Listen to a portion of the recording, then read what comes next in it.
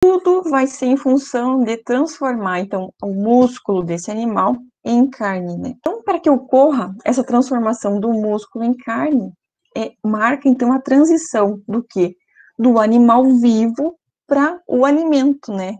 Para o alimento que a gente vai obter lá no mercado, né? E todo esse processamento vai envolver desde o abate do animal, que vai ser considerado desde o pré-manejo, né, lá na fazenda, até o tratamento que é dado nessa carcaça após o abate. Então, tudo inicia por quê? Porque, ó, existem sistemas de alimentações diferentes. Isso a gente tratou muito antes de iniciar essas atividades remotas. O que o animal consome? Aqui falando mais especificamente de bovinos, se é pasto, se é um animal mantido em confinamento, que se alimenta mais concentrado, tudo isso vai influenciar também lá nas características dessa carne. O manejo que vai ser empregado nesse animal, né? Como que ele vai ser tratado, como que é efetuado o carregamento. Depois, né, quando chega lá no frigorífico, todo esse passo a passo, né, ser feito com cuidado, com bem-estar, sem estresse, né, tudo isso vai influenciar lá no nosso produto final, isso que a gente tem que ter bem claro.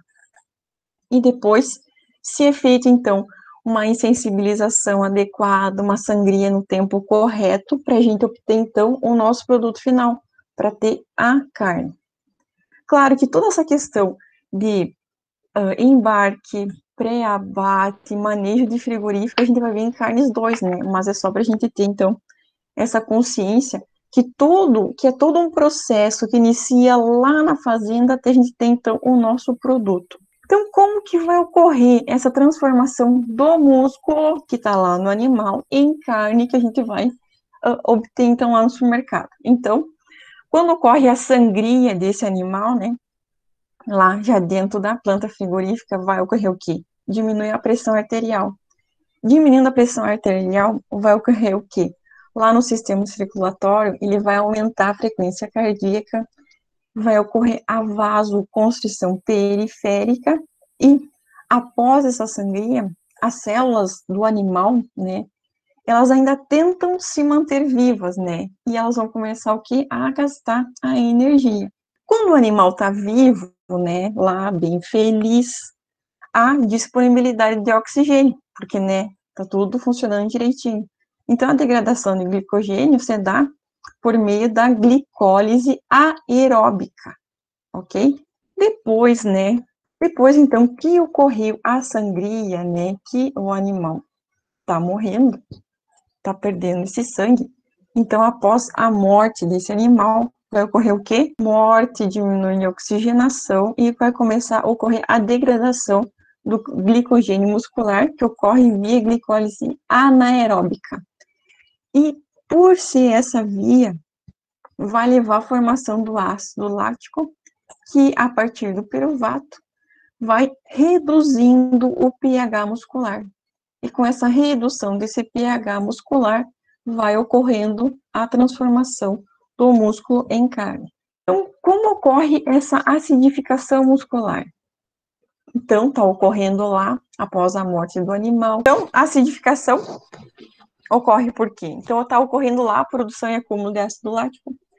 Vai ser produzido até que todo esse glicogênio que está lá no músculo, né, seja hidrolisado.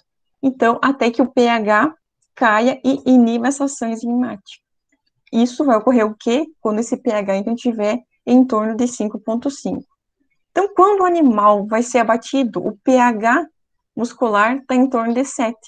E após o abate, então, vai diminuindo progressivamente até chegar em torno de 5,5, 5,8.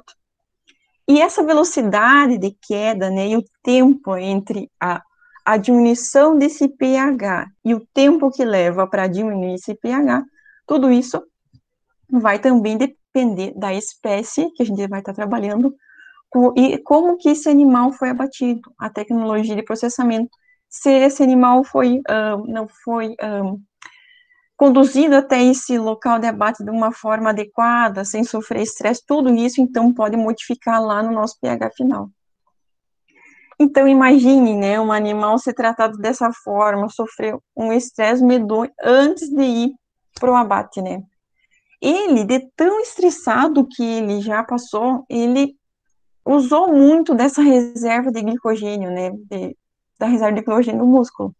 Isso já vai resultar no seu esgotamento em vivo e vai fazer com que impossibilitar essa queda do pH de forma adequada pós-morte, ou ainda ele pode sofrer uma aceleração dessa glicólise logo após o abate, gerando um acúmulo de ácido lático no músculo e, consequentemente, diminuição acelerada da queda do pH. E essa aceleração, né, então, essa diminuição acelerada da queda do pH vai formar que tipo de carne? Se a queda do pH é muito acentuada, forma um tipo de carne. A gente tem carne normal, carne DFD, carne PSE, né? Tudo tem um nível de queda, conforme está o pH e horas pós-abate. Então, esse rigor mortis, né? Então, é o início da rigidez muscular, quando o pH atinge, então, entre 5,8 e 5,5 na carne bovina e 6,2, 6,8 para pescado. Ocorre algumas horas após o abate e vai depender do porte do animal, da temperatura da carcaça, que inicialmente vai ser rígida, e ela vai retomar essa maciez de 5 a 29 horas, né, após o abate, quando vai ocorrer, então, o rompimento dessas fibras musculares pelo aumento da acidez. Então, a carne se torna rígida, né, até que as enzimas, como as catepsinas, começam, então, a ser liberadas devido à perda da integridade da membrana, degradando a estrutura proteica. Além disso, o abaixamento do pH vai promover a desnaturação proteica e esses dois processos vão promover aos poucos, então, o amaciamento dessa carne. Após, então, a morte do animal, seus músculos permanecem relaxados. Se forem cortados e cozidos imediatamente, essa carne será extremamente macia. Mas, um pouco tempo, os músculos vão assumir, então, essa condição chamada de rigor mortis, a rigidez da morte, e se forem cozidos, então, nesse processo ainda, né, que não houve todo esse relaxamento das fibras, a carne vai ser muito dura. Então, aqui tá só para lembrar vocês que existem, que esse gráfico, então, ilustra os tipos de carne, né, que podem ser obtidas, e aqui ainda está faltando a carne tipo ácida. As três principais, então, são a carne normal, a carne DFD e a carne PSE, onde é que mostra o declínio do pH ao longo de 24 horas. Então, aqui fica claro, né, como ocorre essa formação. Então, lá na pergunta anterior, que eu perguntei que tipo de carne era formada, era uma carne formada do tipo PSE, porque o quê? Ocorreu declínio muito acentuado, então, desse pH num período curto de tempo. Então, se considera uma carne PSE, quando o declínio desse pH, então, baixou a 5,5 a 1 hora pós-morte. Então, o que é uma carne PSE? Só para relembrar vocês, tudo isso vocês já devem ter respondido as questões e devem estar sabendo tudo. Então, essas carnes são caracterizadas por serem pálidas, flácidas e exudativas. Em determinadas raças suínas, isso é considerado, está relacionado, então, ao tamanho e melhoramento genético que fizeram aos suínos. Então, tem um gene lá que ficou, animais que se chama o gene elotano, e quando esse animal sofre um estresse, esse gene elotano é ativado e vai gerar essa carne PSE. Então, vai ocorrer uma rápida degradação do glicogênio, principalmente após o abate, que faz com que esse pH, então, atinja em torno de 5,8, 1 hora após o abate. Então, essa combinação de baixo pH e de elevada temperatura causa uma maior desnaturação das proteínas e que dá também ocorrendo, levando à ocorrência da exsudação. E o que é uma carne DFD? Então, são carnes de aspecto escuro, firme e seco. E elas vão ocorrer quando? Então, vai aparecer em animais sensíveis ao estresse e vai também estar associado à alta temperatura ambiental, ao animal que fez muito esforço e forte excitação.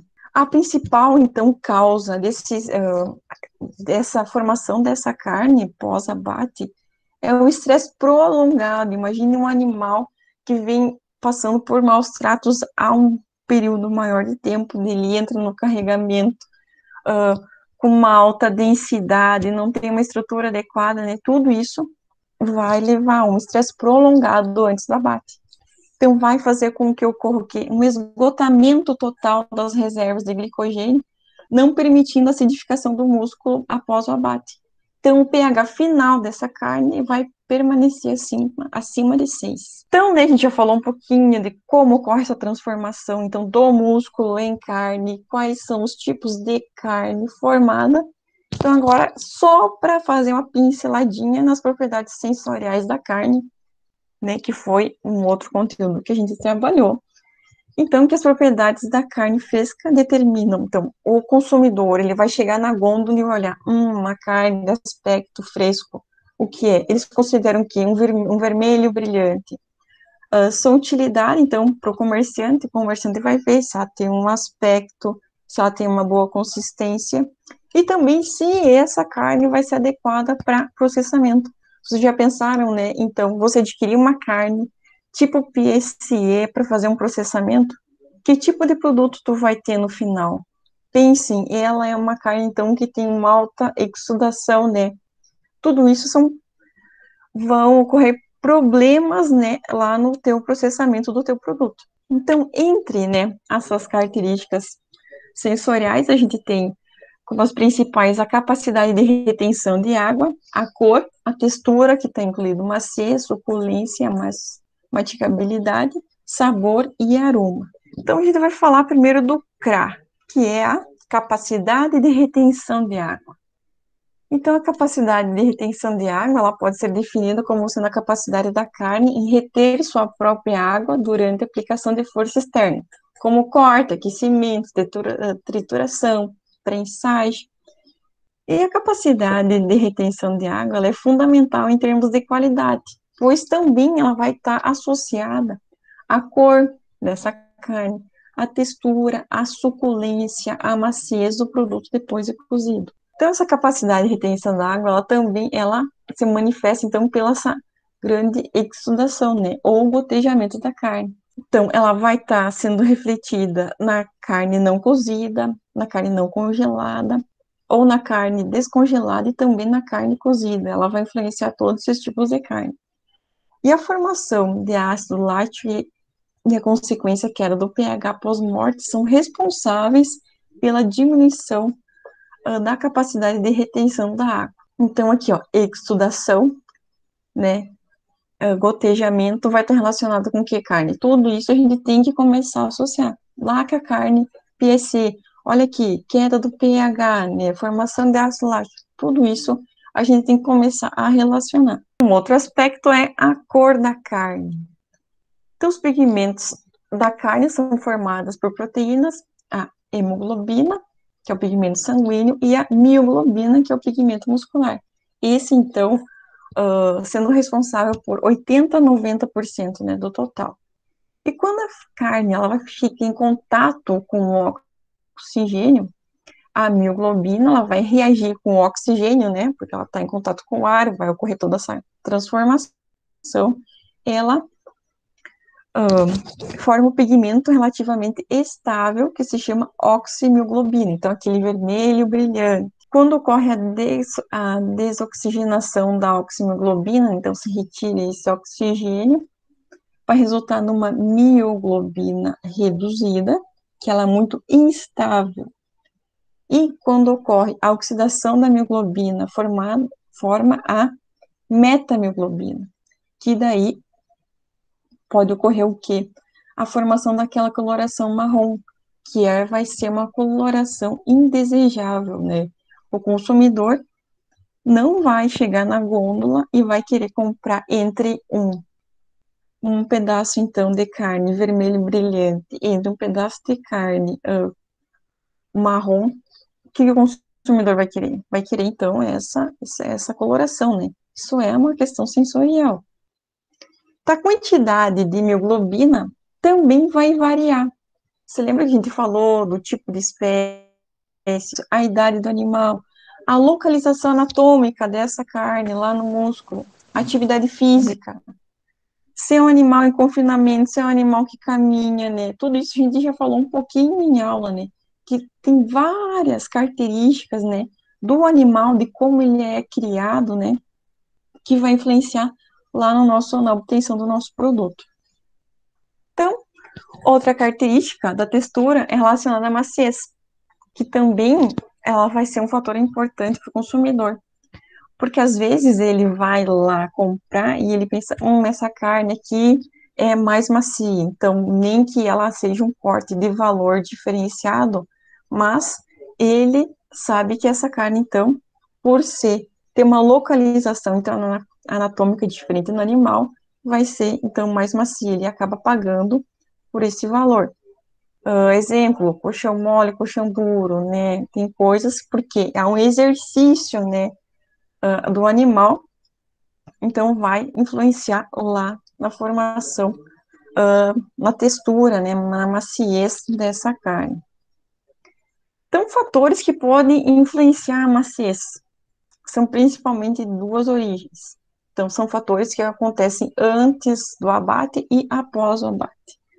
Antes do abate, idade, sexo do animal, nutrição, se o animal fez ou não fez exercício, o estresse antes do abate, o tipo do músculo, se tem tecido conjuntivo e pós-morte, né? Se ocorreu ou não ocorreu estimulação elétrica, como que ocorreu o resfriamento dessa carcaça, que tipo de pH. A gente viu que o pH final também influencia. Nós não temos a carne com pH final 6, acima de 6, como uma carne considerada dura. Então, né, tudo isso, ó, influenciando na textura, na maciez. Comprimento de sarcômero, método de temperatura de cozimento, então tudo isso vai influenciar. Então, formas de avaliar a maciez da carne, então a gente pode fazer essa avaliação dessa maciez através de uma avaliação sensorial, e também existem alguns aparelhos que podem fazer, determinar essa maciez.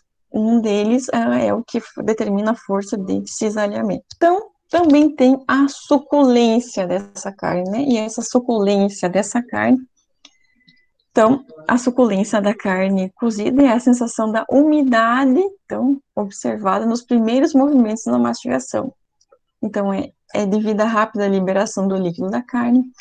A sensação de suculência pode ser mantida, principalmente devido à presença de gordura, que estimula a salivação.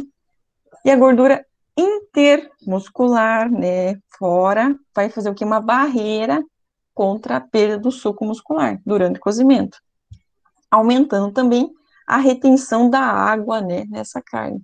E também, consequentemente, aumentando a sensação de suculência. Já a gordura intramuscular, lá que a gente vê, né, o marmoreio, né, você lembra que a gente mostrou na aula? Uma carne de Angus, né, uma carne de Nelore, que existe um marmoreio, né, gordura intermuscular diferenciada. Isso também vai aumentar a sensação de suculência da carne. E chegando então aqui no sabor e aroma da carne, que já foram identificados, então, mais de 100 componentes responsáveis pelo aroma e sabor da carne. E o aroma e o sabor da carne podem ser determinados por fatores como antes do abate, espécie, idade, sexo, raça, alimentação e manejo, tudo isso, lembrem, você lembra que a gente falou de vários fatores que influenciavam essa qualidade dessa carne? Gente, observem que tudo isso vem se repetindo ao longo das aulas, né? E outros fatores também, como pH final, condições de resfriamento, armazenamento, procedimento culinário, também afetam esses parâmetros sensoriais. Então, aqui, só para a gente finalizar, né, são os principais fatores que podem influenciar a qualidade da carne. Isso que a gente já falou bastante, né? Então, só para lembrar, para deixar, então, essa imagem para vocês. Base genética, raça. Que tipo de raça? Raças. Uma raça de bovino de corte. Entre as raças de bovino de corte, existe uma variação muito grande. Imagina se a gente comparar da mesma espécie, como bovinos de corte e bovinos de leite. Já pensaram, né? Também tem uma diferença. Alimentação, a gente já viu. Se a gente vai pensar, então, em Em bovinos, alimentados a pasto, alimentados em confinamento, recebem mais concentrado, né? Sem falar em coisas, em produtos que podem influenciar na coloração dessa carne, podem aumentar o tempo de prateleira. Aqui, animais, né? No sistema de produção, se botar um sistema de alimentação a pasto, alimenta mais pasto verde tem tocoferol, vai influenciar lá na coloração, na oxidação dessa carne. Idade, peso de abate, que a gente já viu, um animal jovem comparado a um animal adulto, a maciez, isso tudo modifica, né? Tu vai abater um animal de 1 ano comparado com um animal de 3 anos. O tempo que ele levou para chegar no peso de abate, né? O manejo pré-abate, né? Todos os cuidados que a gente tem que ter com o bem-estar, com o manejo adequado, não bater, né? Tudo isso pode influenciar. Sexo, a gente já viu que influencia também, né? O macho inteiro, macho castrado para fêmea, tem deposição e organização estrutural de músculo e gordura um pouco diferente ao longo, então, do desenvolvimento. Então, só para vocês irem relembrando.